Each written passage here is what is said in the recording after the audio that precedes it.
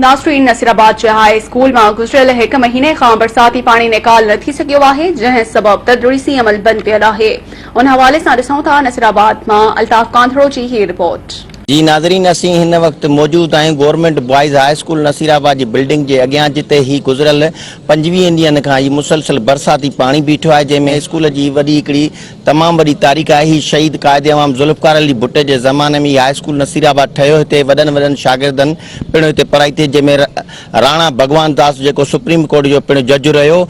हिते तदरसी अमल मुकमल तौर ते बंद आहे ऐं हिन स्कूल जे ॿाहिरां जेको ही तव्हां पाणीअ जो मंज़र ॾिसी रहिया आहियो, ही गुज़रियल 25 ॾींहनि खां बीठल आहे ऐं हिन में स्कूल में ॿोॾ मुतासिर पिणु वेठा आहिनि, जेके अचण वञण में परेशान आहिनि। जॾहिं त हिननि ॿोॾ मुतासिरनि खे राशन ऐं ॿी का बि शइ वार न थी सघी आहे। शहरनि ऐं ॿियनि इहो मुतालबो कयो आहे त हिन हाई स्कूल जे अॻियां जेको गुज़रियल 25 ॾींहनि खां बीठल पाणी आहे, इहो पाणी फौरी तौर ते निकाल कयो वञे, जीअं ॿारनि जी तालीम खे बचाए सघिजे। ॾिसो, ही नसीराबाद जो तारीख़ी हाई स्कूल आहे ऐं हिन हाई स्कूल मां तमामु वॾा नाले वारा उस्ताद भी पैदा थिया, नाले वारा ऑफिसर पैदा थिया, कामोरा पैदा थिया ऐं नसीराबाद के एज़ाज़ हासिल आहे त सुप्रीम कोर्ट जो चीफ जस्टिस राणा भगवान दास भी हिन स्कूल में मैट्रिक पास करे निकितो। उन जो स्कूल आहे उहो हिते पढ़ियो हो।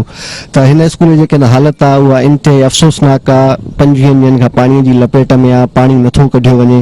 वॾो नुक़सान इहो थींदो जो हीअ बिल्डिंग हींअर पाणी बीहण करे ॾींहों ॾींहुं ज़बून थींदी पई वञे ऐं हिन मां जे पाणी न कढियो वियो ऐं ज़बून थियल हिस्से जी फौरी तौर मरमती कम न कयो वियो त हीअ बिल्डिंग किरी पवंदी ऐं उन खां पोइ हीअ ॿीहर करोड़ रुपयनि जे ख़र्च सां शायदि मुश्किल सां तयारु थिए मौजूदा महांगाई जे ॾींहनि में।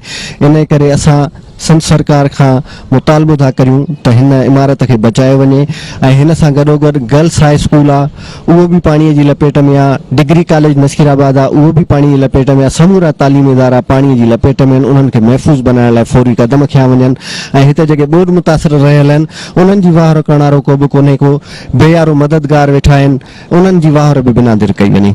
15 ॾींहं हिते आया आहियूं, को बि असांजी मदद न थी आहे। तव्हांखे राशन मिलियो आहे? कुझु बि न।